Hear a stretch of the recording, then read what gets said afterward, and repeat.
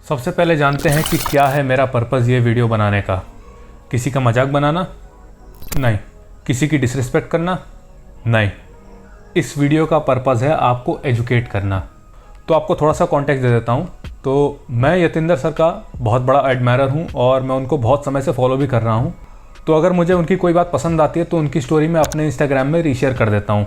तो क्या हुआ कि वो जो स्टोरीज़ मैं उनकी रीशेयर करता हूँ, पोस्ट करता हूँ, तो उनको देख करके आप में से ही 2-3 लोगों ने मुझसे पूछा कि भाई ये यतिंदर जी के नाभि पे क्या हुआ है, इनके बेली बटन पे क्या हुआ है, ये बाहर को क्यों निकल रहा है। तो मैंने सोचा कि इसके ऊपर एक वीडियो बना करके आपको समझा देते हैं। तो आरंभ करने से पहले मैं ये क्लियर कर दूँ कि मैं कोई मेडिकल प्रोफेशनल नहीं हूँ और इस वीडियो में मैं अपना ओपिनियन दे रहा हूँ मात्र, और कोई स्टेटमेंट नहीं दे रहा हूँ अपनी तरफ से।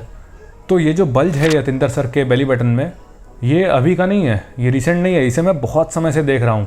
यदि हम यतिंदर सर के सोशल मीडिया यानी कि फेसबुक और इंस्टाग्राम को आधार बनाएं तो वहाँ पे जितनी भी फ़ोटोज़ अपलोडेड हैं वहाँ पे सब में हमें बेली बटन में बल्ज देखने मिलता है।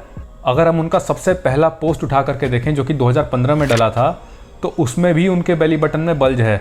इसका अर्थ ये है कि ये बहुत समय से है।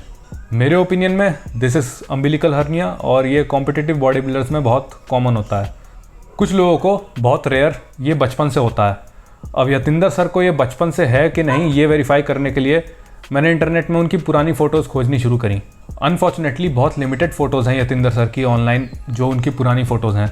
बट फॉर्चुनेटली उनकी एक आध ऐसी फ़ोटो मिली मुझे पुरानी जिसमें उनका बेली एरिया, जो एब्डोमिनल एरिया है, वो क्लियरली दिख रहा है और उसमें कहीं ऐसा लग नहीं रहा था कि बेली बटन में बल्ज है कुछ उनके, यानी कि वहाँ पर उनका बेली बटन एकदम नॉर्मल लग रहा था। सो ये दर्शाता है कि इनको बचपन से अम्बिलिकल हर्निया नहीं है। तो अब बात करते हैं कि ये अम्बिलिकल हर्निया होता क्या है। तो ये एक कंडीशन होती है जिसमें आपकी आंत यानी कि आपकी अंतड़ी आपके बेली बटन के पास वाले जो एब्डोमिनल मसल्स होते हैं वहाँ से, उनके बीच में से बाहर निकल आती है। और इसके पीछे का मेन कारण होता है हाई इंट्रा एब्डोमिनल प्रेशर। ये हो सकता है बहुत हैवी कंप्रेसिव लिफ्ट लगाने से, जैसे कि स्क्वाट्स या फिर कोई भी ऐसी एक्सरसाइज लगाने से जिसमें आपके एब्डोमिनल एरिया में बहुत ज़्यादा प्रेशर पड़े। इस हाई इंट्रा एब्डोमिनल प्रेशर के कारण मसल का फेशिया टियर हो सकता है और तब पॉसिबिलिटी होती है इस तरह का हर्निया होने की। तो हाई इंट्रा एब्डोमिनल प्रेशर का एक कारण तो होता है कि बहुत एक्सेसिव वेट्स यूज़ करना कुछ लिफ्ट्स में, और इसका एक और कारण होता है, वो होता है एनाबॉलिक अब्यूज़। और स्पेशली बात करूँ तो एचजीएच की, जो ग्रोथ हार्मोन होता है, जब उसका अब्यूज़ किया जाता है तो इस तरह की स्थिति देखने मिलती है।